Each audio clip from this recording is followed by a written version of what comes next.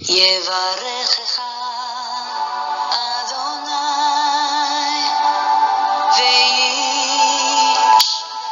וישמרך.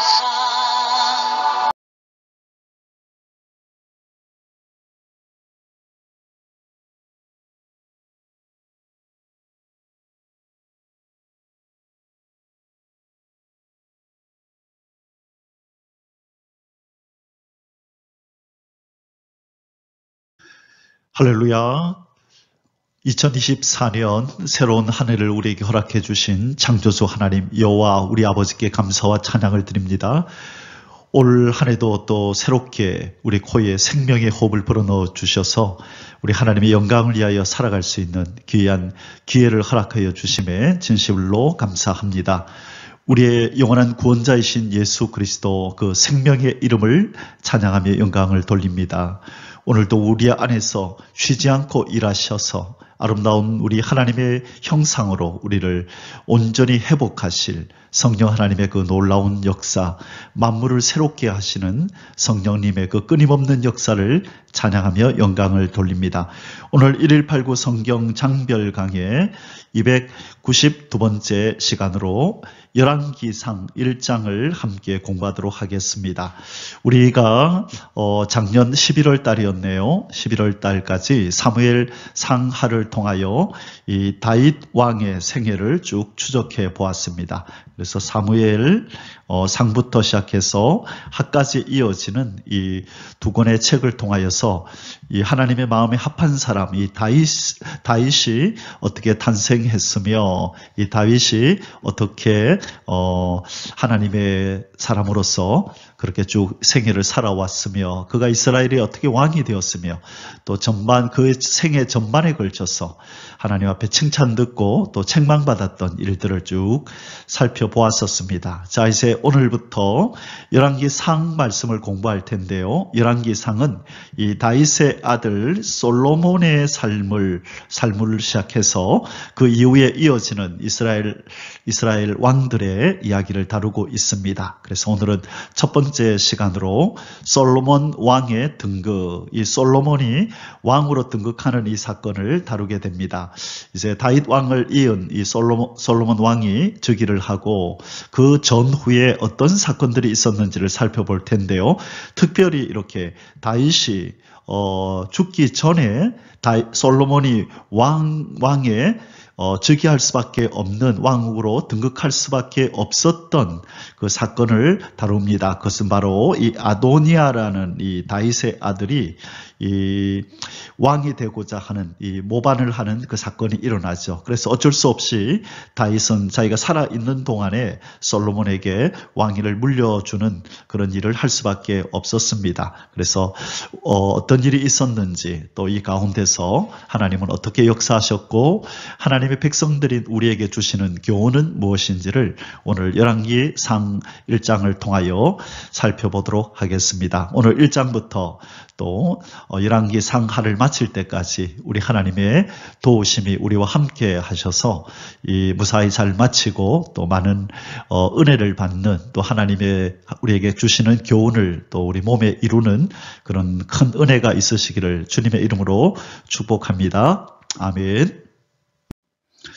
자, 이제 우리가 오늘부터 공부하게 될 열왕기상은 이 전체 이 역사 속에서 성경의 역사, 천지 창조로부터 이 새하늘과 새 땅이 이루어지는 요한계시록 22장 사이에서 어느 위치를 차지하고 있는지를 한번 살펴보겠습니다. 우리가 지난번에 작년에 11월 달까지 배웠던 사무엘 상하, 이 사무엘의 삼상과 삼하는 이 다윗의 왕국이 끝이 나는 한 여기까지 왔다, 그죠? 사울이 즉위하면서부터 쭉 이어져서 다윗의 생애가 이렇게 다윗의 통치가 끝이 나는 이제 오늘 우리 열왕기상 1장에서 이제 다윗의 통치가 끝이 나고 솔로몬으로 이어지는 그 장면이 오늘 나타나네요. 그래서 사무엘 하에서 이제 다윗의 통치가 끝이 나고 오늘 이 솔로몬에게 이렇게 이제 바톤이 넘겨지는 그 사건을 우리가 보게 됩니다.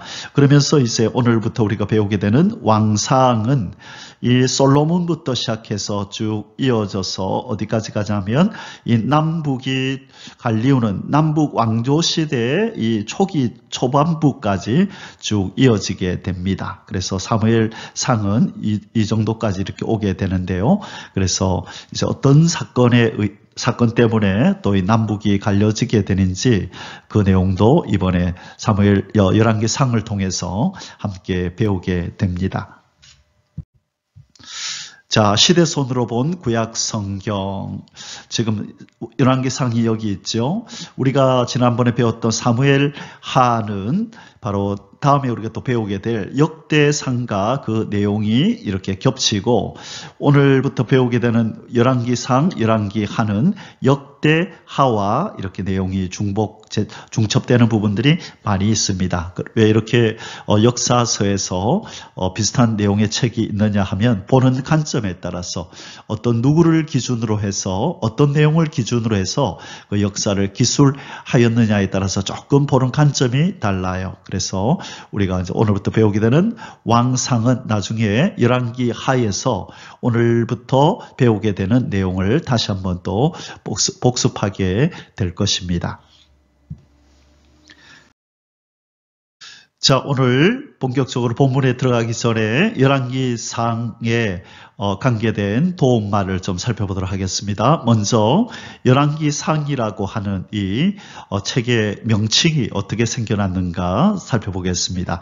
히브리어 원전에서 열왕기상하는 사무엘서나 역대기서와 마찬가지로 따로 분리되지 않았기 때문에 원전의 제목은 하나로서 왕들이란 의미의 멜레킴입니다. 그래서 히브리어 성경을 보면 열왕기상, 열왕기하로 되어 있지 않고 한 권으로 이루어졌는데요. 그것은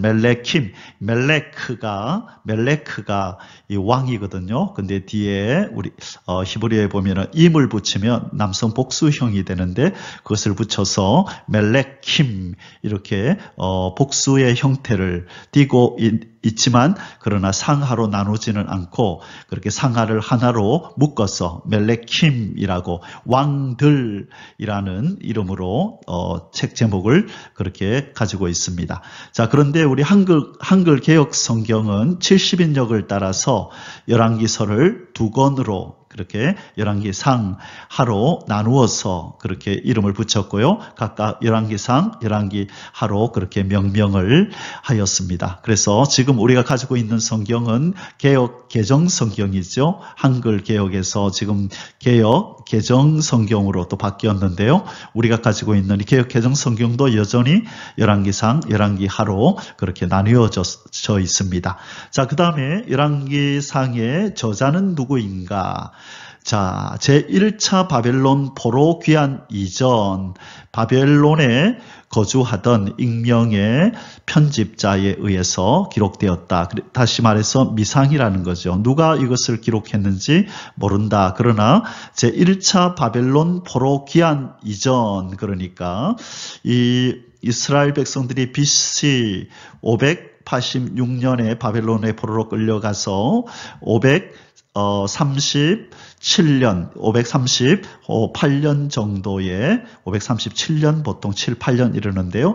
537년에 1차로 포로 귀환을 하거든요. 그런데 귀환 이전에 그러니까 끌려가고 나서 이렇게 537년이 되기 이전에 어느 시점에 바벨론에 거주하던 이 익명의 어떤 편집자가 이것을 기록했을 것이다. 이렇게 본다는 것입니다.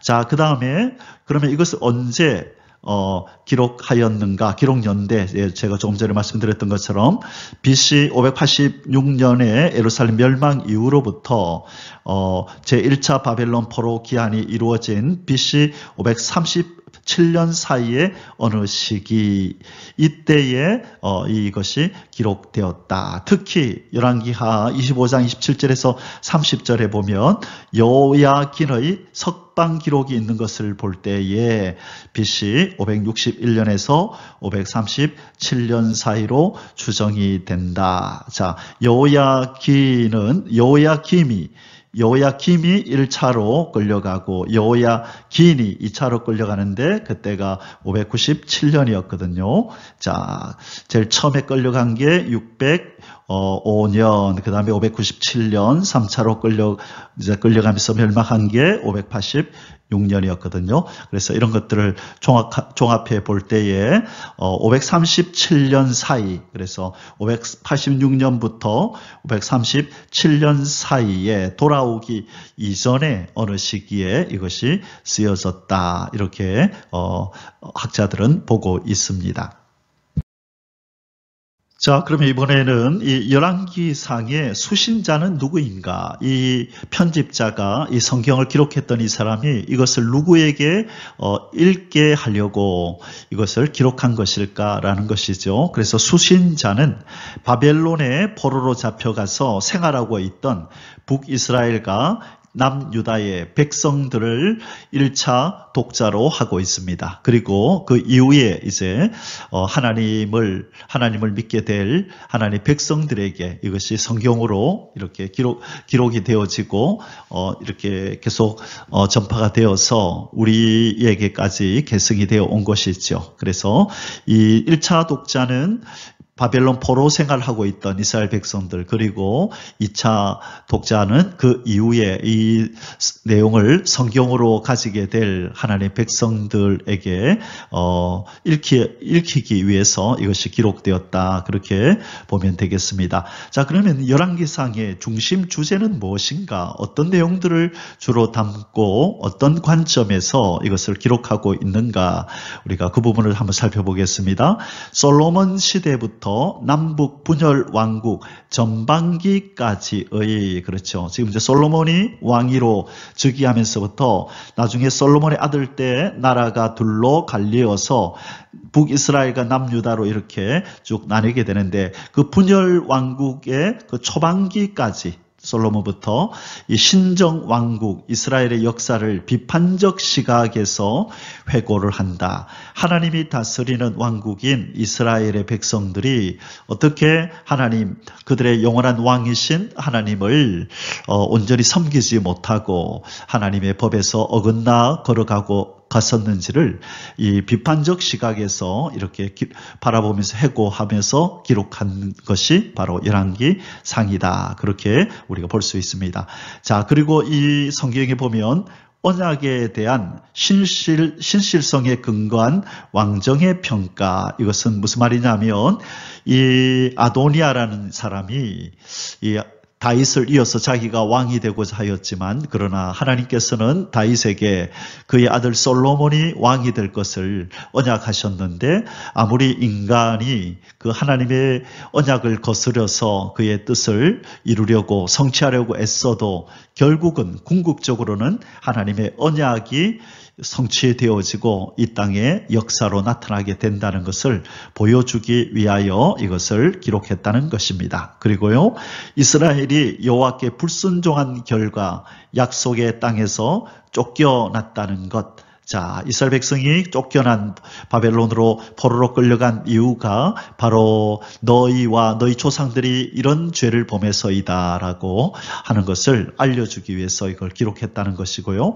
북왕국과 남왕국의 분열과 내전, 어떻게 해서 분열이 되어졌고 어떤 싸움들이 있었는지를 보여주면서 하나님의 섭리 아래 이스라엘과 유다를 멸망시킨 초강대국들의 발흥. 자, 이 북이스라엘이 아수르에 의해서 멸망을 당하고 남유다는 바벨론에 의해서 멸망을 당했는데 그들을 멸망시킨 이 초강대국들이 하나님의 섭리 아래서 그들이 힘을 발휘하였다라는 것을 보여주기 위해서 기록했다는 것입니다. 이스라엘 민족을 위해 하나님을 대변하는 선지자들의 역할. 자, 선지자들이 이제 여기 등장을 하는데요.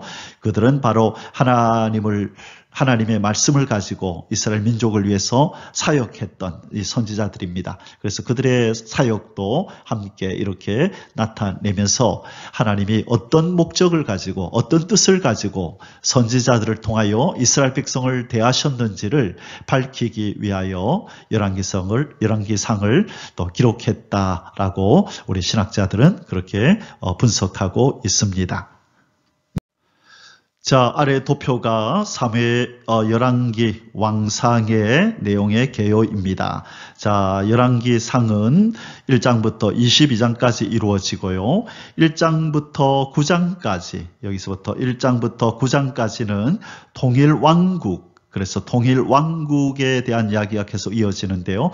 통일왕국 그러면 이스라엘의 사울왕 1대왕, 그 다음에 다윗왕 2대왕, 그 다음에 솔로몬 왕으로 이어지는 이 통치를 통일왕국 시대라 그렇게 표현합니다. 그러나 진정한 통일왕국은 사울 때는 이루어지지 않았죠. 사울 때는 12지파가 다 그의 통치에 복종하지 않았고 다윗에 이르러서야 비로소 12지파가 모두 다윗을 왕으로 추대하면서 진정한 통일왕국의 시대가 열리고 그의 통치가 40년 만에 끝이 나죠. 사울왕의 통치 40년, 다윗의 통치 40년의 끝부분에 오늘 이제 이 열왕기상이 1장이 시작이 되는 겁니다. 그리고 바로 이어서 그 1장에서 솔로몬 왕이 통일왕, 3대 통일왕으로 등극을 하게 되고 그것이 9장까지 11장까지 이어집니다. 11장에서 솔로몬의 죄된 모습과 그의 죽음이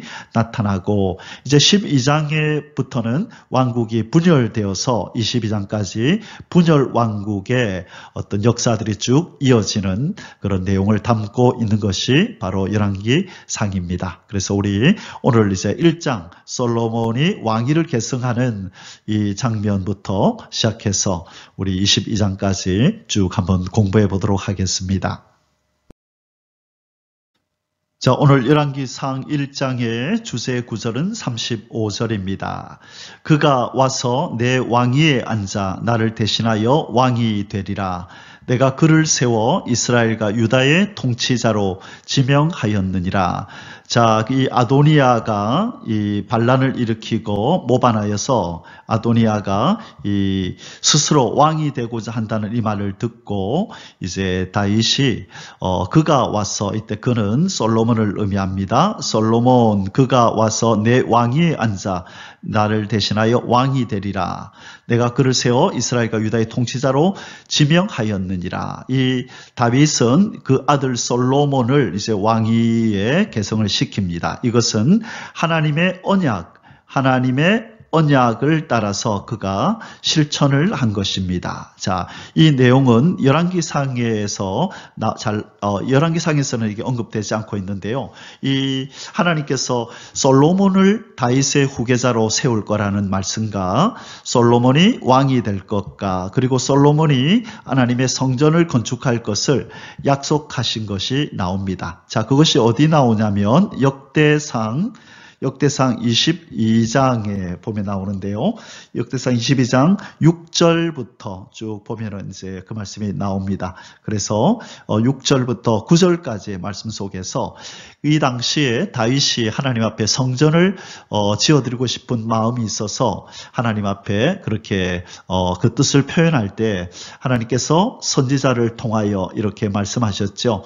너는 피를 많이 흘렸고 크게 전쟁하였기 때문에 너는 내 성전을 건축하지 못하고 너에게서 날 아들이 그 성전을 건축하게 될 거다. 내가 저로 사면의 모든 대적에게서 평강하게 할 것인데 그 이름을 솔로몬이라 하리라. 자, 이름도 누가 지어주셨다고요? 하나님이 그 이름까지도 지어주십니다. 솔로몬이라 하고 그가 왕이 될 것이고 그가 성전을 지을 것이다 라는 것을 역대상 22장 6절에서 6절 이하에 쭉 살펴보면 바로 이 내용이 기록되어 있습니다. 그래서 오늘 하나님께서 다윗이 솔로몬을 왕으로 이렇게 등극시키는 것은 자기가 좋아하는 이 어떤 편애해서 그렇게 한 것이 아니라 하나님의 언약을 따라 하나님의 계획을 따라 그가 지금 하나님의 뜻을 이루어 드리는 것이다라고 우리는 이해를 하고 오늘 열왕기상 1장을 공부하여야 합니다. 자, 열왕기상 1장의 소주제들을 살펴보도록 하겠습니다. 오늘 새로 시작하는 열왕기상은요, 꽤 긴 절을 가지고 있는데요. 1절부터 53절까지 긴 절을 가지고 있습니다. 그래서 소주제를 5가지로 이렇게 나누었는데요. 첫 번째는 1절에서 4절까지 다윗 왕의 노새와 수넴 여자 아비삭의 다윗 수종. 다윗이 늙어서 이제 몸이 이제 따뜻하지 않기 때문에 그의 몸을 따뜻하게 할 여자를 구하는데 그 이름을 아비삭이라고 합니다. 자, 이 내용을 우리가 1절에서 4절에서 살펴볼 것이고요. 두 번째는 5절에서 10절까지 다윗의 넷째 아들 아도니아의 왕위 찬탈을 위한 모의 및 즉위식 거행. 자, 이 아도니아가 아버지의 허락도 없이 자기가 왕이 되겠다고 이 왕이 되었음을 선언하고 즉위식까지 거행하는 이런 만행을 저지르는데 그 내용을 살펴봅니다. 그리고 세 번째로 솔로몬의 왕위 계승을 위한 나단 선지자죠. 나단 선지자 및 밧세바의 노력과 다윗 왕의 제가. 자, 이 아도니아의 이 모반을 저지하기 위해서 나단 선지자가 나서서 밧세바와 협력해서 이 다윗 왕으로 하여금 솔로몬이 왕이 되도록 그렇게 일을 만듭니다. 11절에서 31절까지 말씀이고요. 네 번째로 다윗의 명령에 따른 이스라엘 제3대 왕 솔로몬의 즉위식 거행. 32절에서 40절입니다. 솔로몬의 왕의 즉위식 장면을 보게 됩니다. 그리고 마지막으로 41절에서 53절까지 왕이 찬탈을 시도하였던 아도니아에 대한 솔로몬의 관용. 자, 이 자기 마음대로 왕이 되고자 했던 아도니아를 그렇게 처형할 수도 있었지만 솔로몬이 관용을 베푸는 장면이 제일 마지막 부분에 나타납니다. 이렇게 5가지 소주제를 가지고 오늘 열왕기상 1장을 공부하도록 합니다. 자, 이제 본론으로 들어가겠습니다. 첫 번째 소주제입니다. 다윗 왕의 노새와 수넴 여자 아비삭의 다윗 수종. 1절에서 4절입니다. 1번 다윗 왕이 노쇠함. 1절 다윗 왕이 나이가 많아 늙으니 이불을 덮어도 따뜻하지 아니한지라. 자, 이스라엘을 강대국으로 성장시켰던 이 다윗 왕은 이 한 70세를 전후로 해서 이 건강이 점점점 악화되기 시작하였습니다. 그래서 자신의 몸의 열기로는 자기 자신의 이 몸의 열기조차도 이제는 제대로 유지하지 못할 정도로 허약한 그런 상태가 되었습니다. 그래서 이 왕의 신복들이 이제 결혼하지 않은 이 건강한 처녀를 구하여서 이 다윗 왕을 성심성의껏 수종들도록 해야 하겠다라고 이제 그런 생각을 갖게 만들었습니다. 자, 그래서 이 나이가 많이 든 이 물맷돌을 하나 가지고 그 건장한 이 거인 골리앗을 물리쳤던 그 용사가 이렇게 세월을 이길 수 없어서 나이가 들자 이불을 덮어도 따뜻하지 아니한 자기 자신의 체온조차도 이제 스스로 유지할 수 없는 이런 허약한 상태로 변하였습니다. 이 세상의 모든 것은 변한다는 것, 세월이 지나면 변한다는 것을 이렇게 보여주는 한 장면이 아닌가 생각이 듭니다. 2번 신하들이 노쇠한 다윗 왕을 봉양하기 위하여 동녀 아비삭을 구하여 데려옴. 2절에서 3절입니다. 여기서 동녀라고 하는 것은 결혼하지 아니한 처녀라는 것을 의미합니다. 처녀임을 의미합니다.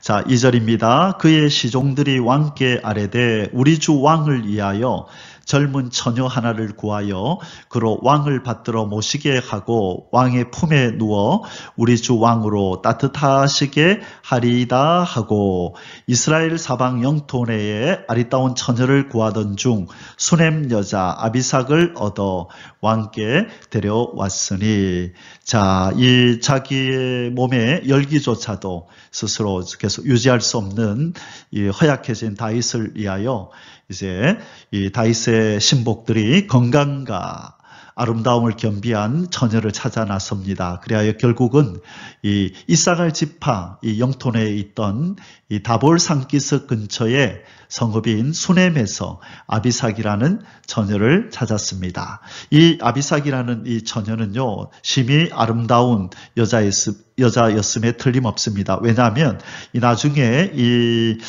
아도니아가 이 왕이 되려다가 그만 실패한 자기가 스스로 왕이 되려고 그렇게 나섰다가 실패하고 솔로몬에게 왕위를 넘겨줄 수밖에 없었던 아도니아가 나중에 이 아버지 다윗을 봉양했던 아비삭을 아내로 달라고 그렇게 요청하거든요. 이것 때문에 결국 아도니아가 죽임을 당합니다.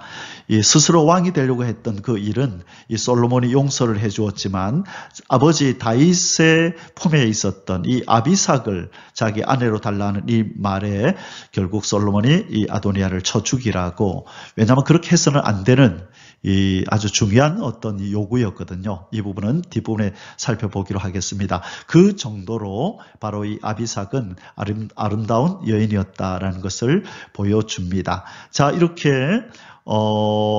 처녀 아비삭을 구해서 이 다윗을 복양할 수 있도록 그렇게 이제 만들었는데요. 그러나 다윗은 나중에 뒤에 보면 이제 나오지만 다윗은 이 아비삭과 동침하지 않았다라는 그 말이 나옵니다. 그것은 다윗이 그렇게 쇠약해진 몸이기 때문이기도 하지만 또 어떤 면에서 볼 때 또 이 여인을 통하여 자식이 나오면 이 안 그래도 아내가 많고 자식들이 많아서 이 왕위를 찬탈하기 위해서 이런저런 일들이 많이 일어나는데 또 하나의 시가 될까봐 또 그런 비극을 가져오게 될까봐 그렇지 않았다라고 생각할 수도 있습니다. 자, 이 체온을 유지하기 위해서 지금 이 아비삭을 이렇게 다윗의 품에 두었다라고 하는 것은 오늘날 현재의 정서로 볼 때는 참 비윤리적인 일입니다. 그러나 지금 이 저자가 이 열왕기상을 기록하는 저자가 지금 초점을 맞추는 것은 그런 부분이 아니고 이제 이 다윗은 자기 스스로 자기 몸의 체온도 유지하지 못할 정도로 이제 허약해졌고 드디어 다윗의 통치가 끝났고 새로운 왕이 필요한 때가 되었다는 것을 이렇게 보여주기 위해서 이 부분을 이렇게 좀 두드러지게 나타내고 있는 것이 아닌가 싶습니다. 자, 이 땅에서는 영원한 것은 없습니다. 우리가 잘 알고 있는 것처럼. 그래서 우리가 움켜쥐는 재물이나 지식, 또 악착같이 사람들이 챙기는 이런 건강이라는 것들도 나중에는 결국 세월이 지나면 다 놓아야 할 때가 오는 것입니다. 이 유한한 이 땅에서 우리는 영원한 것을 사모하고 그 영혼을 위해서 이 땅에서 그렇게 보화를 쌓고 하늘나라의 그 보화를 그렇게 쌓아두는 그런 지혜로운 삶을 살아야 될 줄 믿습니다. 아멘. 3번 아비삭이 다윗 왕을 수종듬 4절입니다. 이 처녀는 심히 아름다워 그가 왕을 받들어 시중 들었으나 왕이 잠자리는 같이 하지 아니하였더라. 자, 좀 전에 한번 말씀드렸던 내용이네요. 왜 왕이 잠자리를 같이 하지 않았느냐? 첫 번째로 그가 허약하였기 때문이기도 하지만 두 번째로 생각해 볼 수 있는 것은 또 이 자식으로 인한 또 어떤 비극적인 사건이 또 발생할까 싶어서 그럴 수 있다라고 우리 생각할 수 있습니다. 성경에는 나오지 않지만 우리는 그렇게 인간적으로 생각해 볼 수가 있습니다. 자, 이제 두 번째 소수세를 공부하겠습니다. 다윗의 넷째 아들 아도니아의 왕의 찬탈을 위한 모의 및 즉위식 거행 5절에서 10절입니다. 1번 왕권 쟁취를 위한 아도니아의 야심과 준비 1절에서 5절.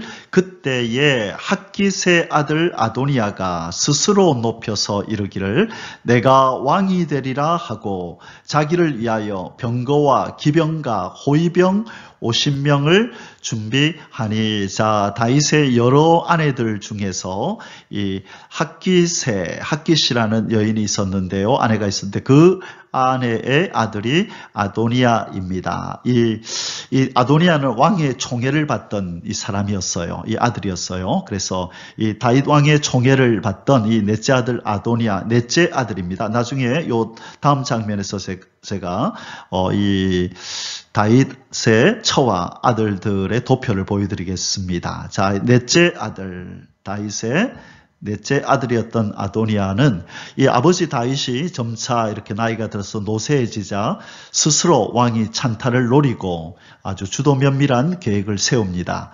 그래서 이 다윗 왕의 이 충복이었던 군대 장관 요압하고 그리고 제사장 아비아다를 자기의 사람으로 이렇게 이미 포섭을 해놓았고요. 이 소엘렛돌이라는 곳에는 이 궁중의 모든 요인들을 초청하여서 이렇게 잔치를 베풀어 놓았습니다. 그래서 물론 지금 솔로몬과 그와 함께하는 사람들, 이 솔로몬 편에 있는 사람들은 초대하지 않았겠죠.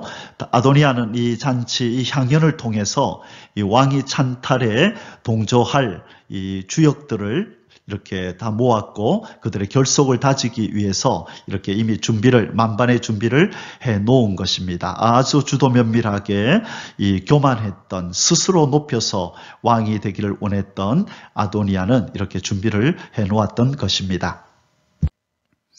자, 이 도표가 바로 다윗의 아내들과 자녀들입니다. 여기 보면, 자, 미갈, 첫 번째 아내가 미갈이잖아요. 미갈은 사울의 딸이었죠. 그런데 이 미갈 때문에 다윗이 생명을 그렇게 건졌지만 사울은 이 미갈을 다른 데 시집 보내버렸죠. 그렇죠? 그런데 나중에 다시 이 미갈을 되찾아옵니다. 그러나 다윗이 이 언약궤를 메고 언약궤를 가지고 이 궁궐로 올 때에 이 미갈이 비웃잖아요. 다윗이 춤을 추고 하니까 채통 없이 군다고 그렇게 비웃음으로 말미암아 그 이후에 미갈이 아들이 없었다라고 해서 결국은 이 미갈은 아들을 낳지 못합니다. 자, 그리고 이제 첫째 아들이 암논입니다.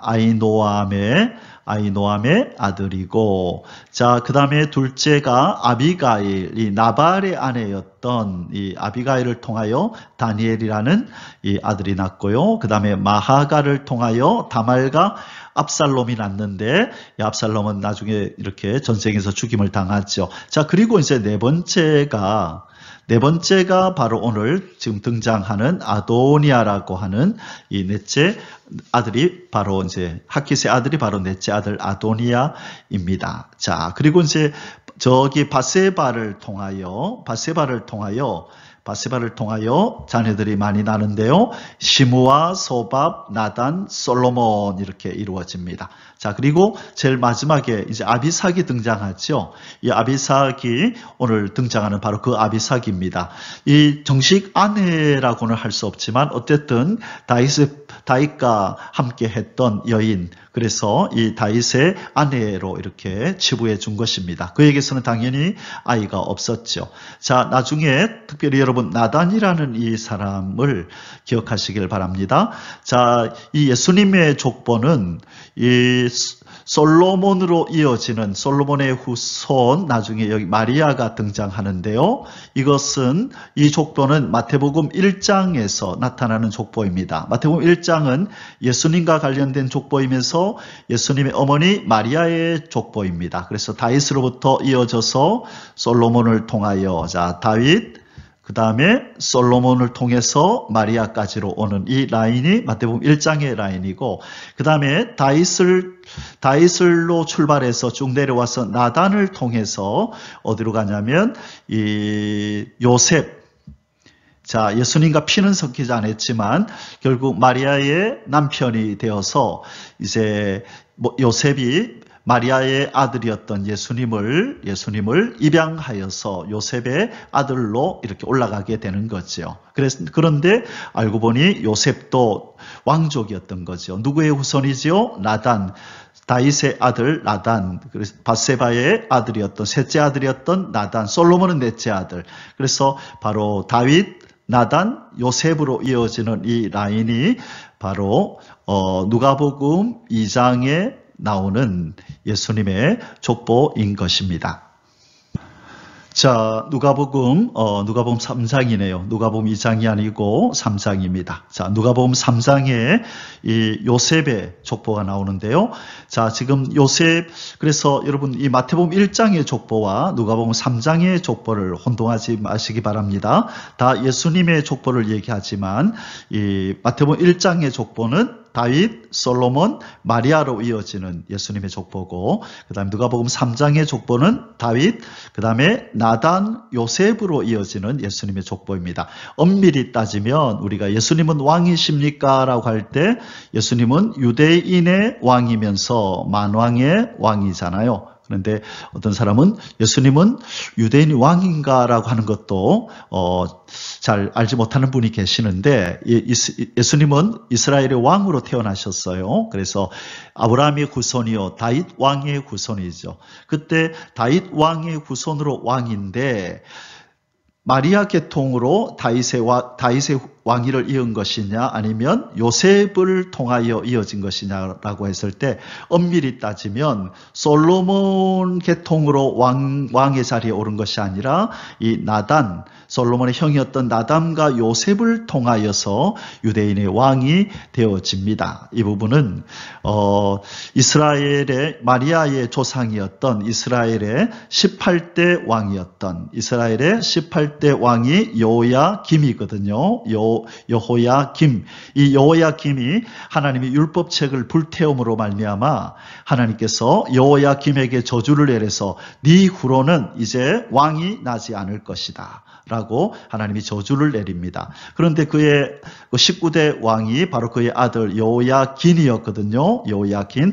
그런데 몇 개월 만에 하나님께서 이 왕위에서 그냥 내려오게 만들죠. 그리고 이제 결국은 20대 시드기야 왕 때 이 시드기야 왕이 되는데 시드기야는 여호야긴의 아들이 아니거든요. 그래서 이제 남유다는 18대 왕 여호야김을 끝으로 진정한 왕이 없어졌다 해도 과언이 아닙니다. 이제는 왕위가 이쪽으로 계속 이어지지 않을 것이고, 그러므로 유대 다윗의 후손으로 예수님이 왕으로 오실 때에는 바로 이 솔로몬 계통, 이 저주받은 여호야김 계통으로 오는 것이 아니라, 다시 말해 마리아의 후손으로 이렇게 오는 것이 아니라 바로 그 위에 형이었던 나단 계통. 그래서 하나님이 요셉, 이 마리아의 남편을 이 나단의 후손으로 태어나게 하신 것입니다. 그래서 예수님이 유대인의 왕이 된 것은 바로 왕족이었던 요셉, 이제 아버지가 된 거죠. 피는 섞이지 않았지만 그 어머니 마리아와 결혼함으로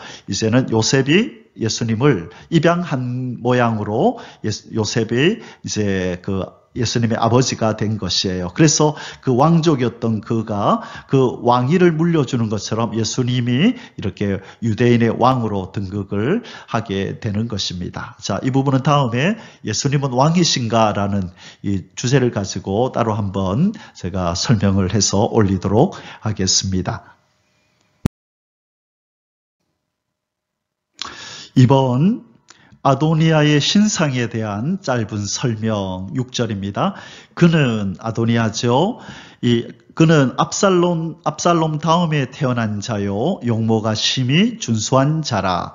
그의 아버지가 내가 어찌하여 그리하였느냐라고 자, 그리하였느냐고 하는 말로 한 번도 그를 섭섭하게 한 일이 없었더라. 아멘. 자, 이 기력이 쇠한 다윗과는 대조적으로 그의 아들 아도니아는 이 왕위를 넘볼 만큼 이 막강한 군사력과 준수한 외모를 가지고 있다고 지금 이렇게 표현하고 있습니다. 스스로 자기를 높여서 내가 왕이 되리라라고 자신만만해 했던 사람이죠. 자, 지금 이것은 이 표현은 이 아도니아에 대한 이 표현은 바로 여기서 말씀하고 있는 압살롬과 비슷한 어떤 그런 조건에 있는 것을 말해줍니다. 사무엘하 14장 25절에서 이 압살롬에 대한 설명이 쭉 나왔었거든요. 그래서 아주 머리도 길고 아주 준수하게 외모가 출중했다라는 것을 강조하는데, 자, 지금 이 아도니아가 바로 이 압살롬을 닮았다는 것이에요. 용모가 심히 준수했다. 이 용모가 압살롬을 닮을 뿐만 아니라 결국 그의 최후도 압살롬처럼 비참한 최후를 맞이하게 될 것을 우리는 알고 있습니다. 자, 그런데 여기서 중요한 것은 왜 이렇게 이 아도니아가 아버지의 허락도 없이 자기가 스스로 왕이라고 천명하고 즉위식까지 거행하는 이런 망동을 행했을까 하는 것입니다. 그 이유가 바로 그의 아버지 이 다윗에게 있다라고 지금 이 저자는 이것을 기록하고 있습니다. 그의 아버지가 네가 어찌하여 그리하였느냐고 하는 말로 한 번도 그를 섭섭하게 한 일이 없었더라. 섭섭하게 해야지요, 자식에게.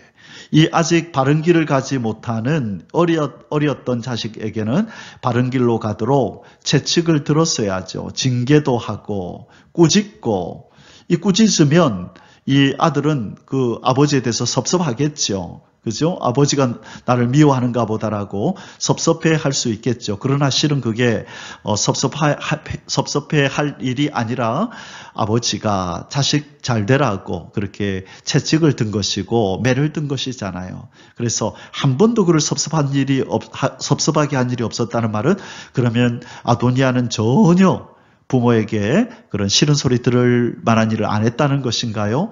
어떤 누구도 그런 사람은 없죠. 어릴 때 그가 잘못된 판단을 할 수 있을 텐데 그때 그러면 안 돼 라고 때로는 말을 안 들으면 매라도 들어야 되는데 한 번도 그렇게 한 적이 없다. 이건 자랑이 아닌 거죠. 그래 놓으니까 이런 망동을 행하는 것입니다. 이 잠언 13장 24절에 보면 우리가 잘 아는 내용이 나옵니다. 잠언 13장 24절에 이런 구절이 나옵니다. 매를 아끼는 자는 그의 자식을 미워함이라. 자식을 사랑하는 자는 근실히 징계하느니라. 자, 매를 아끼는 것은 뭐라고요? 미워하는 것이래요, 자식을. 매를 들어야 그것이 자식을 사랑한다는 것이에요. 그래서 오늘날 이 많은 사람들이 인격적인 교육을 시킨다고 매를 아껴서 우리 자녀들을 버릇없고 또 권위를 우습게 여기는 그런 아이들로 자라고 있는 것을 보게 됩니다. 이 자녀가 이 부모의 마음을 모르고 섭섭하게 느낄지라도 이 잘못한 자녀는 꾸짖어야 합니다. 부모가, 엄마가, 아빠가 왜 나한테 이러지? 라고 그 깊은 그 마음을 모른다 할지라도, 또 그가 섭섭해 한다 할지라도 이렇게 꾸짖어야 되는 것입니다. 그래야 이 아도니아 같은 이런 사람이 나오지 않는 것입니다. 자, 이것 꼭 기억하시고 자녀를 양육할 때는, 또 이거는 또 목회자도 마찬가지고 또 집안에서 어른이 자식을 양육할 때도 마찬가지입니다. 목회자도 성도들이 때로는 잘못할 때 섭섭하고 좀 마음이 안 좋더라도 잘못된 걸 잘못됐다라고 얘기를 할 수 있어야 됩니다. 우리 성도들 간에도 마찬가지고요. 그러나 이제 중요한 것은 그런 것을 전달할 때에 지혜롭게 해야 합니다. 지금 해야 될까? 나중에 해야 될까?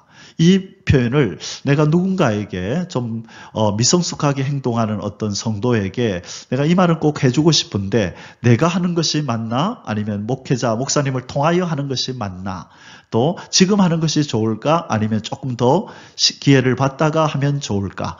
여러 가지 고려할 것이 많아요. 이것을 성숙하게 해결하지 못하면 거기에서 다툼이 일어나고 서로 분쟁이 일어나는 것입니다. 그래서 하나님께서 교회 안에 서로 다른 사람들을 이렇게 둔 이유는 그것들을 잘 조율하면서 평화를 깨지 않으면서 남을 존중하면서 이 갈등 사항들을 해결해 나아가는 성숙함을 그렇게 키우도록 우리에게 교회라는 것을 허락하시고 또 우리와 다른 사람들을 두신 것입니다. 그래서 내 기준만 가지고 다른 사람을 이렇게 재어서는 안 됩니다. 나와 저 사람은 다르다라는 걸 인정하고 진리만 어긋나지 않는다면 우리가 용납하고, 그러나 어떤 상식적으로 또 예의가 없이 상식에 벗어나게 행동할 때는 그것을 또 고치는 방법을 찾아야 되는데, 그 고치는 방법이 아주 지혜로워야 한다는 것입니다. 그렇지 않으면 서로가 상처를 입고 아픔을 겪는 일이 생겨나게 됩니다. 이 일을 위해서 또 우리는 지혜를 구하는 기도가 있어야 될 것입니다. 3번, 왕의 찬탈을 위한 아도니아의 본격적 반란 모의. 7절에서 8절입니다.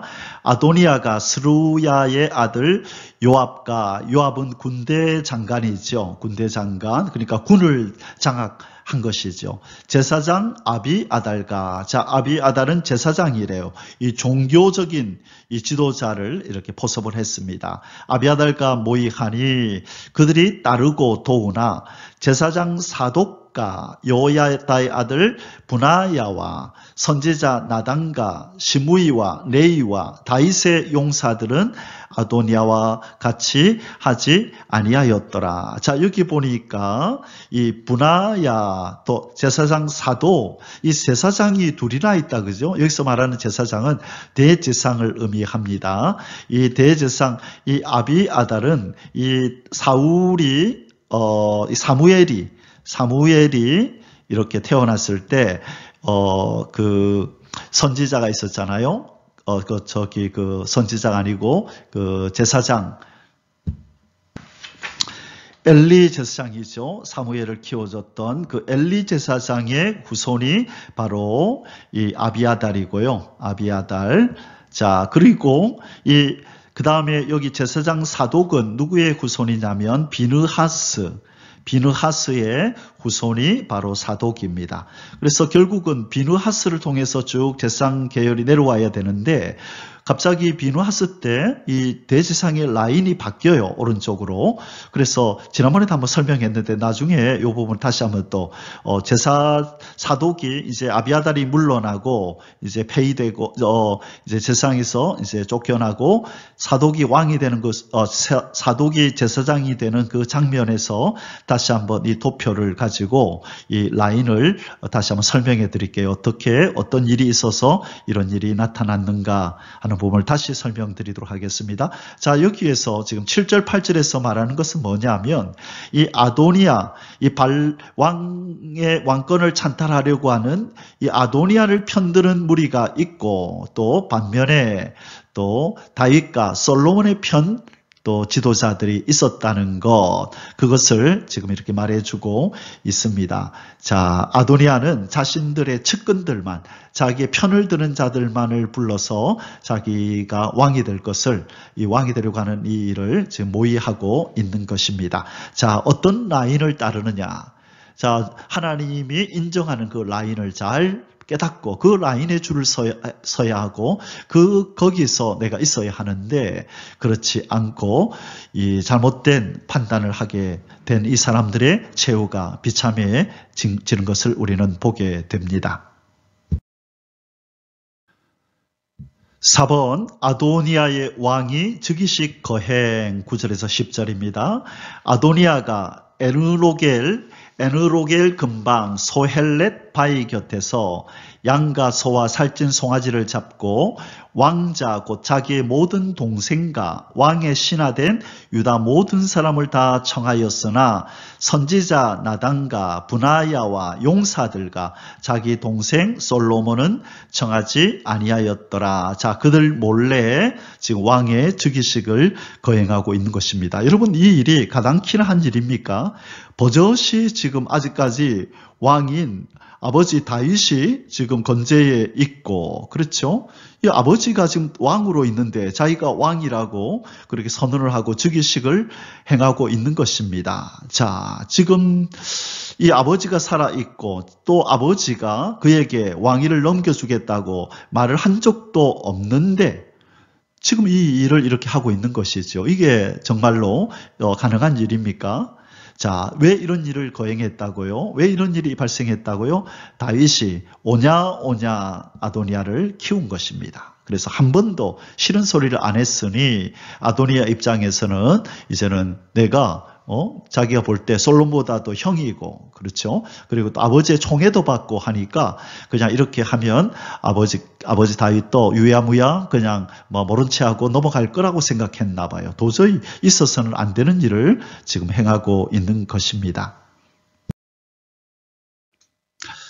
자, 이번에 세 번째 소주제입니다. 솔로몬의 왕위 계승을 위한 나단 및 밧세바의 노력과 다윗 왕의 제가, 자, 아도니아의 이 왕위 찬탈을 위한 계획을 알게 된 이 나단 선지자와 밧세바가 힘을 모아서 이제는 이 계획을 수포로 돌아가게 하고 이 솔로몬을 왕위에 앉히는 그 제가를 받게 됩니다. 11절에서 31절입니다. 1번 나단 선지자의 솔로몬의 모친 밧세바를 향한 급박한 상황 보고 11절에서 12절입니다. 나단이 솔로몬의 어머니 밧세바에게 말하여 이르되 핫깃의 아들 아도니아가 왕이 되었음을 듣지 못하였나이까? 우리 주 다윗은 알지 못하시나이다. 이제 내게 당신의 생명과 당신의 아들 솔로몬의 생명을 구할 계책을 말하도록 허락하소서. 자, 지금 이 선지자 나단은 이 하나님께서 솔로몬을 왕위에 앉히실 계획을 알고 있는 사람이었습니다. 일찍이 솔로몬이 그 성전을 건축하고자 했을 때 나단이 예 그렇게 하세요. 다윗이죠. 다윗이 하나님의 성전을 건축하고자 했을 때 이 선지자 나단은 그죠. 그 계획을 듣고 예 좋은 생각입니다. 그렇게 하세요 했는데 하나님이 나단아 그게 아니다. 다윗에게 가서 너는 피를 많이 흘렸기 때문에 너는 성전을 짓지 못한다. 네 아들 솔로몬이 그 성전을 짓게 될 건데 솔로몬이 왕위에 오르고 내가 그 주변 나라들을 다 쳐서 평화가 임하도록 해줄 것이다. 이 사실을 나단도 알고 있었거든요. 하나님의 이 말씀을. 그러니 하나님의 뜻과 거슬려서 하나님의 뜻에 맞지 않게 행동하는 아도니아의 이 망동을 가만히 보고 있을 수가 없는 이 첫 번째 사람이 바로 나단 선지자이죠. 그래서 이 왕에게 빨리 이야기를 해야 되는데 자기가 직접 하는 것보다는 바로 솔로몬의 어머니인 밧세바도 알고 있으니까 이 다윗 다음에는 자기의 아들 솔로몬이 왕위를 계승한다는 걸 알고 있었고 그 약속을 들었기 때문에 다윗에게 이 사실을 전할 가장 적절한 사람이 바로 이 밧세바였던 것입니다. 그래서 이것을 안 나단 선지자가 밧세바를 찾아가서 이렇게 보고하였고 지금 뭐라고 얘기하나요? 만일 아도니아가 왕이 되면 밧세바여 당신과 당신의 아들 솔로몬은 생명을 잃게 될 것입니다. 그 아도니아가 가만히 내버려 두겠습니까? 반드시 당신과 또 당신의 아들 솔로몬을 그 생명을 제거할 것입니다. 그러니 이 위급성을 아시고 빨리 남편 다윗 왕에게 가서 이 사실을 말하소서라고 이제 하면서 이제 작전을 짭니다. 이렇게 하세요라고 계책을 지금 말을 해줍니다. 이번 아도니아의 왕위 찬탈을 저지하기 위한 나단의 제안 13절에서 14절입니다. 당신은 이제 밧세바에게 지금 말하는 거죠. 당신은 다윗 왕 앞에 들어가서 아뢰기를 내 주 왕이여 전에 왕이 여종에게 맹세하여 이르시기를 내 아들 솔로몬이 반드시 나를 이어 왕이 되어 내 왕위에 앉으리라 하지 아니하셨나이까. 그런데 아도니아가 무슨 이유로 왕이 되었나이까 하소서. 자, 지금 이 나단 선지자가 밧세바에게 이제 왕 다윗에게 할 말을 이렇게 알려줍니다. 이렇게 말하세요. 왕이여, 여보, 전에 당신이 나에게 우리 아들 솔로몬이 당신을 이어서 왕이 된다고 그렇게 말했잖아요. 그런데 왜 아도니아가 지금 왕이 되었단 말입니까? 라고 이렇게 말을 하라는 겁니다. 당신이 거기서 왕과 말씀하실 때에 나도 뒤이어 들어가서 당신의 말씀을 확증하리이다. 자, 이것이 나단 선지자의 계획이었습니다.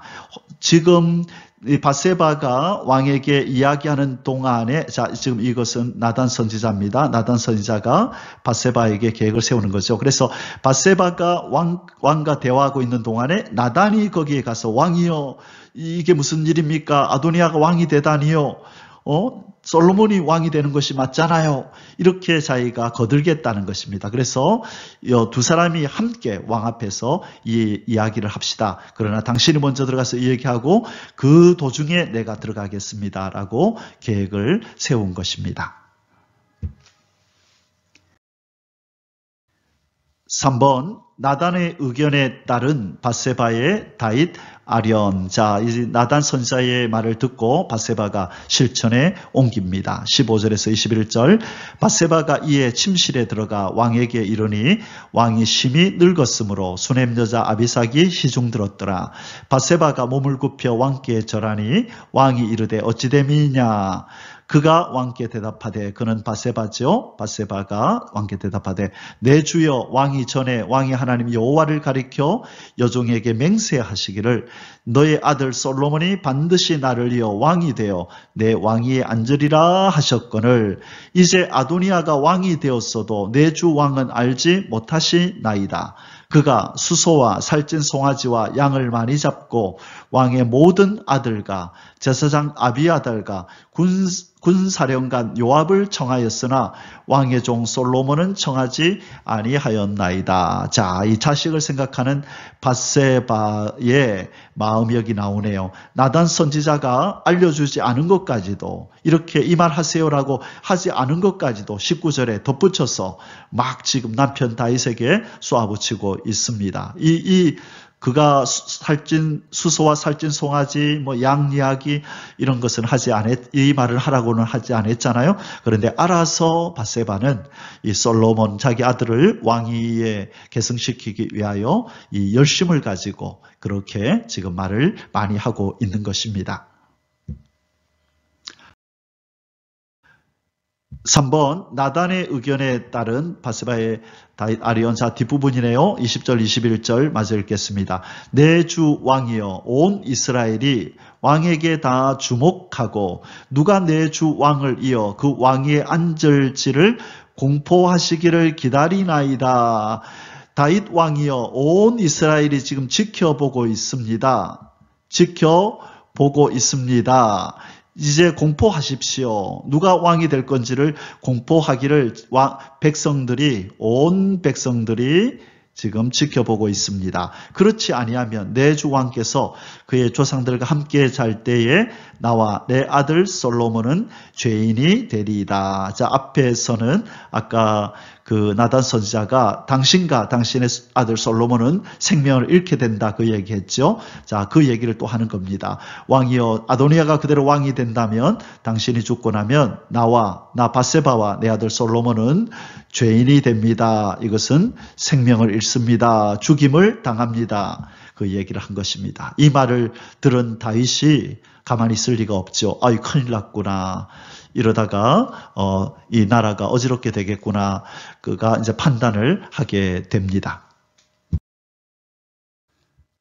4번, 다윗을 향한 나단 선지자의 아도니아의 즉위 부당성 지적. 22절에서 27절입니다. 밧세바가 왕과 말할 때에 선지자 나단이 들어온지라. 어떤 사람이 왕께 말하여 이르되 선지자 나단이 여기 있나이다 하니 그가 왕 앞에 들어와서, 자, 선지자 나단이 왕 앞에 들어와서 얼굴을 땅에 대고 왕께 절하고 이르되 내 주 왕께서 이르시기를 아도니아가 나를 이어 왕이 되어 내 왕이 앉으리라 하셨나이까? 자, 이 지혜롭게 질문을 합니다. 왕이여, 아도니아가 지금 왕이 되는 저 일을 왕이 허락하셨습니까? 라고 이 다윗 왕의 심기를 건드리는, 아니 나 그런 적 없는데, 그런데 왜 아도니아가 왕이 허락도 없이 자기가 스스로 왕이라고 저렇게 얘기를 합니까? 지금 다윗에게 이 아도니아가 어떤 지금 악행을 저지르는지, 얼마나 당신의 다윗의 권위를 무시하는 행동을 하는지를 이렇게 지금 이렇게 상기시켜 주는 지혜로운 질문입니다. 그가 오늘 내려가서 수소와 살찐 송아지와 양을 많이 잡고 왕의 모든 아들과 군사령관들과 제사장 아비아들을 청하였는데, 그들이 아도니아 앞에서 먹고 마시며 아도니아 왕은 만세수를 하옵소서 하였나이다. 자, 그대로 지금 밧세바에게 말해준 대로 이 나단 선지자도 또 왕에게 다시 한번 이렇게 이 말을 합니다. 아마 다윗이 사색이 됐을 거예요. 감히 어떻게 이런 일을 행할 수 있단 말인가. 아마 다윗이 아주 화가 났을 것입니다. 경노하였을 것입니다. 자, 계속 다윗이 이제 어떻게 반응하는지 보겠습니다. 자, 뒷부분 계속 읽겠습니다. 그러나 왕의 종 나와 제사장 사독과 여호야다의 아들 분하야와 왕의 종 솔로몬은 청하지 아니하였사오니 이것이 내 주 왕께서 정하신 일이니까. 자, 또 한 번 질문합니다. 그죠? 이게 왕이 허락한 일입니까? 그런데 왕께서 내 주 왕을 이어 그 왕이 앉을 자를 종에게 알게 하지 아니하셨나이다. 왜 빨리 당신의 뒤를 이어서 왕 위에 계승될 그 사람을 왜 말하지 아니하십니까? 빨리 이제 하셔야 됩니다. 이때가 바로 그때입니다. 라고 지금 왕의 행동을, 왕의 결정을 촉구하고 있습니다. 그래서 아도니아의 악행을 다윗 왕 당신께서 이거 정하신 일입니까? 이렇게 질문을 아까 앞에서도 한번 했는데 또 함으로 말미암아 다윗이 깊이 생각하고 빨리 급하게 이 행동해야겠다라고 결단을 내리게 만드는 행동을 지금 나단 선지자가 하고 있는 것입니다. 5번 밧세바와 나단의 간언에 대한 다윗의 제가, 이제 다윗이 이제는 명령을 내립니다. 28절에서 31절.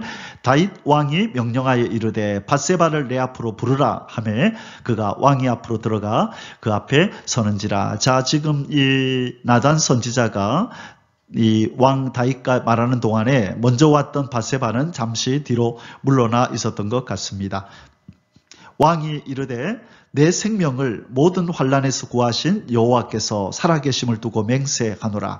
내가 이전에 이스라엘 하나님 여호와를 가리켜 내게 맹세하여 이르기를, 이때 내게는 밧세바죠. 밧세바를 불렀습니다.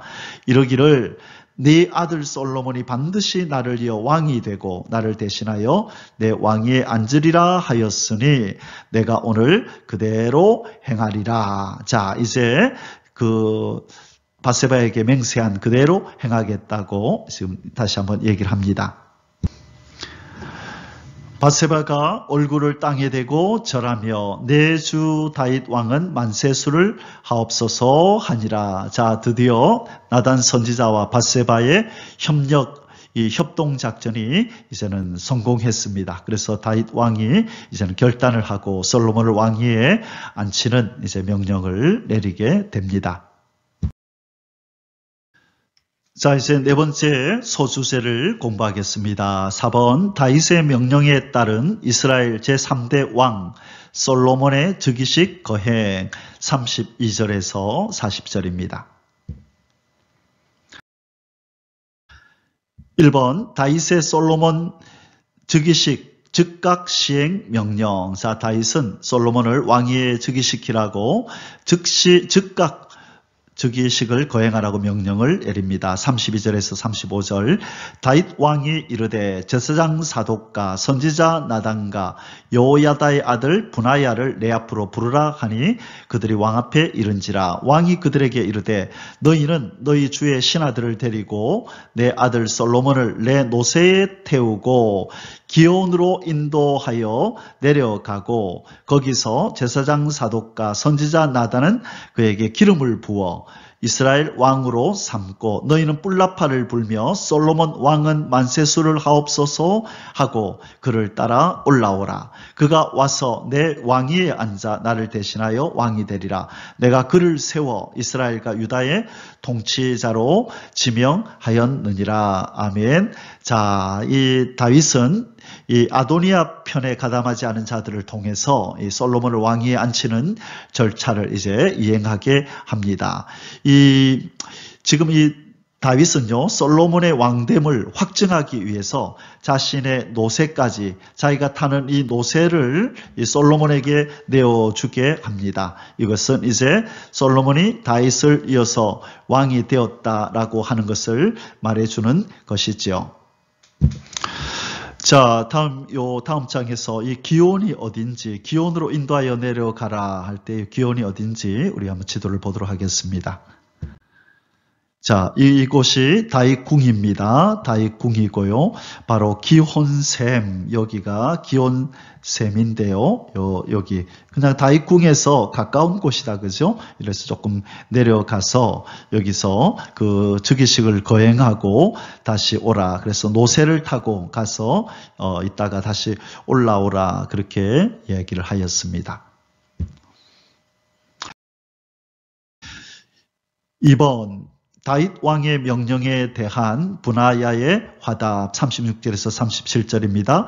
여호야다의 아들 분하야가 왕께 대답하여 이르되 아멘, 내 주 왕의 하나님 여호와께서도 이렇게 말씀하시기를 원하오며 또 여호와께서 내 주 왕과 함께 계신 같이 솔로몬과 함께 계셔서 그의 왕위를 내 주 다윗 왕의 왕위보다 더 크게 하시기를 원하나이다 하니라. 아멘.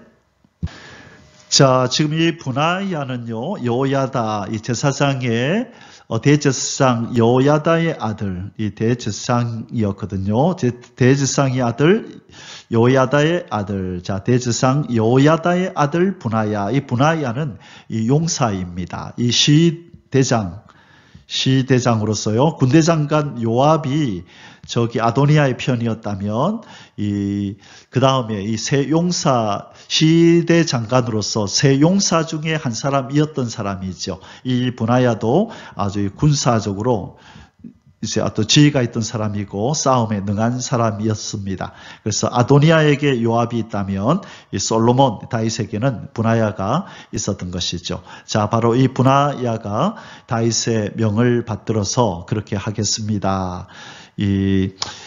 지금 이 37절에 보니까 여호와께서 내 주 왕과 함께 계신 같이 솔로몬과 함께 계셔서 그의 왕위를 내 주 다윗 왕의 왕위보다 더 크게 하시기를 원하나이다. 지금 이 분하야는 하나님을 경외하는 사람 같은 그런 말을 합니다. 자, 그래서 하나님께서 솔로몬도 다윗 왕처럼 하나님이 함께 하시는 왕이 될 것입니다 라고 그를 지금 축복하고 있는 장면입니다. 3번 기온샘에서의 솔로몬의 즉위식 거행 38절에서 40절입니다. 제사장 사독과 선지자 나단과 여호야다의 아들 분하야와 그렛 사람과 블렛 사람이 내려가서 솔로몬을 다윗 왕의 노새에 태우고 인도하여 기온으로 가서 제사장 사독이 성막 가운데서 기름 담은 뿔을 가져다가 솔로몬에게 기름을 부으니 이에 뿔나팔을 불고 모든 백성이 솔로몬 왕은 만세수를 하옵소서 하니라. 모든 백성이 그를 따라 올라와서 피리를 불며 크게 즐거워하므로 땅이 그들의 소리로 말미암아 갈라질 듯 하니. 자, 지금 이제 이 솔로몬이 왕으로 즉위하는 장면을 지금 이렇게 보여주고 있습니다.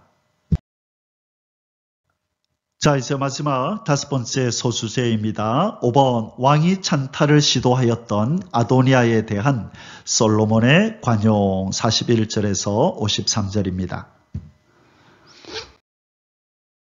1번 솔로몬의 즉위식으로 인한 환성이 아도니아 일당에게 들림 41절. 아도니아와 그와 함께한 손님들이 먹기를 마칠 때에 다 들은지라 요압이 뿔납할 소리를 듣고 이르되 어찌하여 성읍 중에서 소리가 요란하냐. 자, 그동안 의기양양했던 이들의 잔치는 이제는 목숨을 걱정해야 하는 이 두려움의 잔치로 한순간 바뀌고 말았습니다. 자, 조금 전까지만 해도 자기들이 이제 아도니아를 왕으로 삼고 자기들도 이제 한자리 할 것이라고 그렇게 희망에 부풀러 있던 이 사람들이 순식간에 두려움에 휩싸여서 어찌할 바를 모르고 각기 걸음하다 살려라 하면서 자기 길로 도망을 치는 장면이 이제 나타나게 됩니다. 이번 요나단이 솔로몬의 즉위식 소식을 아도니아 일당에게 전함 42절에 48절 말할 때에 제사장 아비아달의 아들 요나단이 오는지라. 아도니아가 이르되 들어오라 너는 용사라 아름다운 소식을 가져오는도다. 요나단이 아도니아에게 대답하여 이르되 과연 우리 주 다윗 왕이 솔로몬을 왕으로 삼으셨나이다. 왕께서 제사장 사독과 선지자 나단과 여호야다의 아들 브나야와 그렛 사람과 블렛 사람을 솔로몬과 함께 보내셨는데 그들 무리가 왕의 노새에 솔로몬을 태우다가 제사장 사독과 선지자 나단이 기온에서 기름을 부어 왕으로 삼고 무리가 그곳에서 올라오며 즐거워하므로 성읍이 진동하였나니 당신들에게 들린 소리가 이것이라. 자, 이 아비아달의 아들 요나단이 아도니아에게 가서 지금 솔로몬이 왕이 됐다는 사실을 알려줍니다.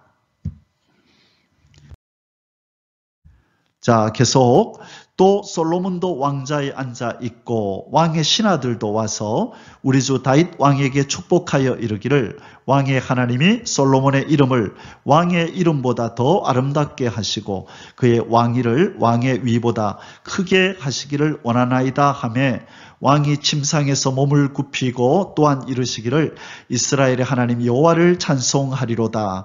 여호와께서 오늘 내 왕위에 앉을 자를 주사 내 눈으로 보게 하셨도다 하셨나이다 하니. 아멘.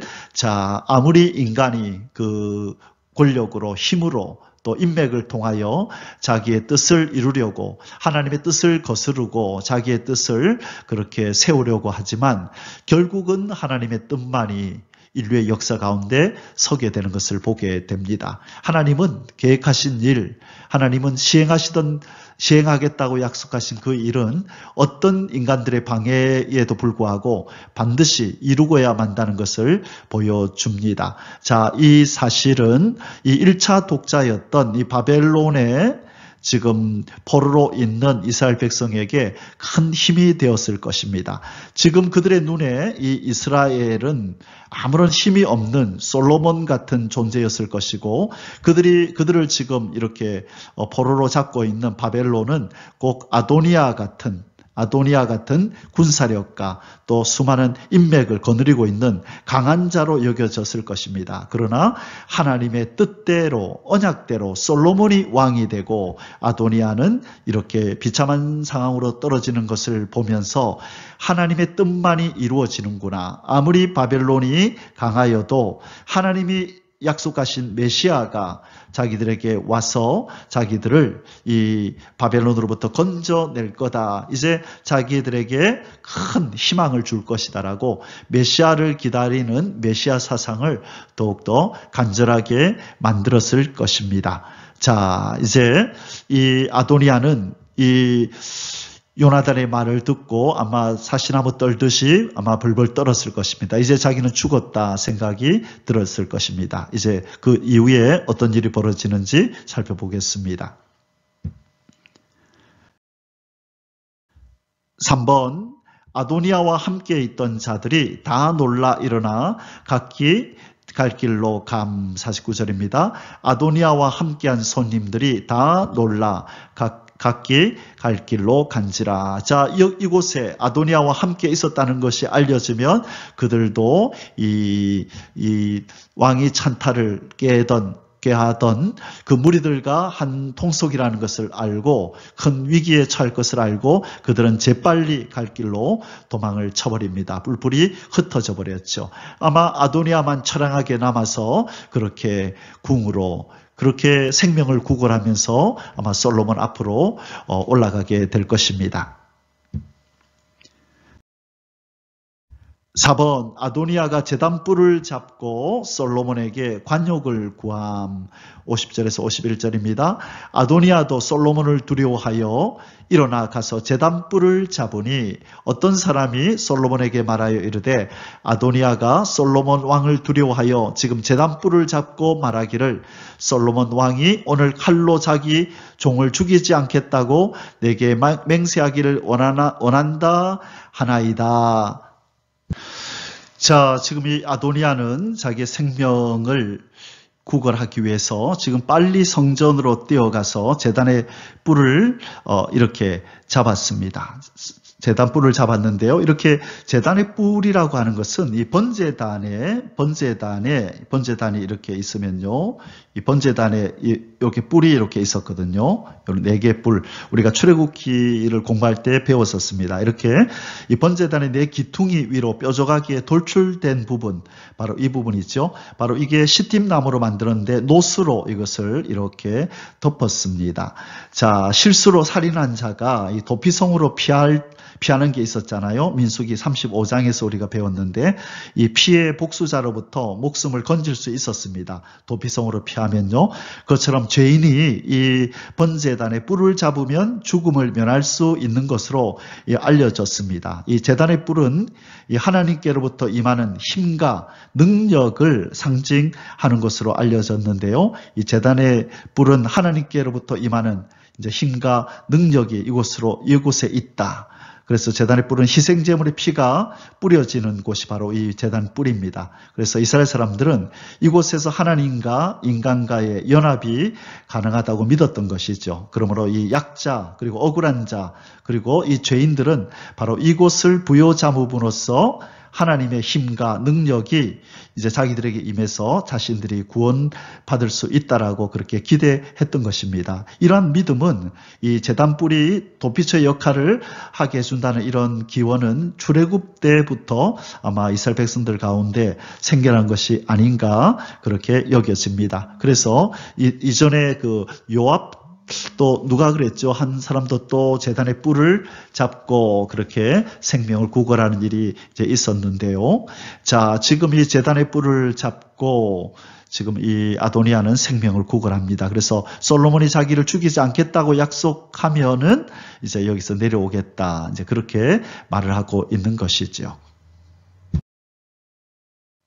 자, 오늘 왕상 열왕기상 1장의 마지막 부분입니다. 5번 솔로몬이 아도니아에게 조건부 관용을 베풀어 그를 살려줌. 52절에서 53절 솔로몬이 이르되 그가 만일 선한 사람일진데 그의 머리털 하나도 땅에 떨어지지 아니하려니와 그에게 악한 것이 보이면 죽으리라 하고 사람을 보내어 그의 제단에서 이끌어내리니 그가 와서 솔로몬 왕께 절하매 솔로몬이 이르기를 내 집으로 가라 하였더라. 자, 이번 반은 용서해 준다. 그러나 네가 악한 것이 이제 이후에 악한 것이 보이면 죽으리라. 자, 이렇게 이제 경고를 하고 이제 그를 용서를 해주네요. 자, 이것이 마지막이었다면 좋을 텐데 앞에서도 말씀드렸듯이 이 아도니아는 바로 그 아버지의 품에 있던 아비삭을 아내로 달라고 요구하므로 이것이 얼마나 큰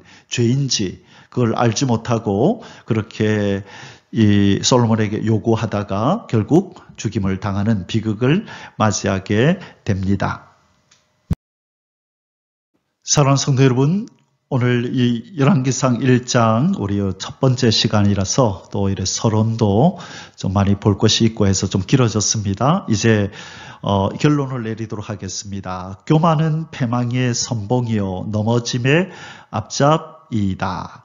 자, 여러분 그 잠언 16장 18절에 우리가 잘 아는 구절이 있죠. 교만은 패망의 선봉이요 거만한 마음은 넘어짐의 앞잡이이니라. 교만하면 거만한 마음을 가지면 반드시 그 결국은 넘어져서 비참한 최후를 맞이한다는 것이죠. 오늘 등장했던 이 아도니아 다윗에게 싫은 소리 한번 안 듣고 자랐던 넷째 아들 이 아도니아는 교만이 가득 찬 사람이었습니다. 아주 거만한 사람이었음을 우리는 보게 됩니다. 스스로 내가 왕이 되리라라고 천명하면서 그렇게 모의를 했던 사람이죠. 그래서 그의 최후가 비참하게 그렇게 끝이 나는 것입니다. 왕상 1장 5절에서 그때 학깃의 아들 아도니아가 스스로 높여서 이르기를 내가 왕이 되리라 하고 자기를 위하여 병거와 기병과 호위병 50명을 준비하니 그러나 이 모인은 수포로 돌아가고 결국 제단의 뿔을 잡고 생명을 구걸하는 이 생명을 구걸하는 모습으로 나타나고 결국 동생 솔로몬 앞에 고개를 푹 숙이고 그렇게 참 비참한 모습으로 생명을 구걸할 수밖에 없는 그런 모습으로 전락하고 나중에는 결국 또 교만하여서 이 아버지의 아내 되었던 그 여인을 자기의 아내로 달라고 해서는 안 되는 요구해서는 안 되는 말을 하다가 결국은 그렇게 죽임을 당하는 단계까지 이르게 됩니다. 그 교만한 마음이 어디 가겠습니까? 한번 용서는 받았지만 그 교만한 마음을 다스리지 못하고 그 교만함이 거만함이 또 밖으로 나타날 때에 결국은 그 결과로 비참한 최후를 맞이하는 것입니다. 사랑하는 성도 여러분, 겸손하십시다. 겸손은 종기의 앞잡이입니다. 겸손은 잠언에 보면 겸손의 앞잡이. 자, 겸손의 앞잡이이다. 제일 겸손은 종기의 앞잡이, 겸손의 앞잡이가 아니고 존귀의 앞잡이. 존귀하게 되는 제일 앞자리에 있다는 거예요. 그래서 우리가 겸손은 하나님이 누군지를 알고 내가 하나님 앞에서 누군지를 아는 거지요. 하나님의 은혜가 아니면 나 될 수 없었던 존재, 죄인 중에 괴수요, 지옥의 형벌받아 마땅했던 존재였는데 우리 예수님의 그 구속사역으로 내가 용서받고 하나님의 자녀가 되고 하나님의 백성이 되었다는 것, 그래서 그분의 은혜 때문에 내가 나 됐다는 것을 기억하고 내가 가진 달란트, 또 재물, 건강, 나의 모든 장점들, 이것이 바로 하나님으로부터 온 것임을 기억하고 이 모든 것을 다 바쳐서 우리 하나님을 영화롭게 하는 일에 최선을 다하는 그런 도구라는 생각을 가지고 살아가야 하나님 앞에서 계속 쓰임을 받고 또 존귀하게 되는 줄 믿습니다. 그래서 교만함을 다 잘라내고 더 한층 겸손의 자리로 나아가는 저와 여러분이 되시기를 주의 이름으로 축원합니다. 아멘. 할렐루야. יברכך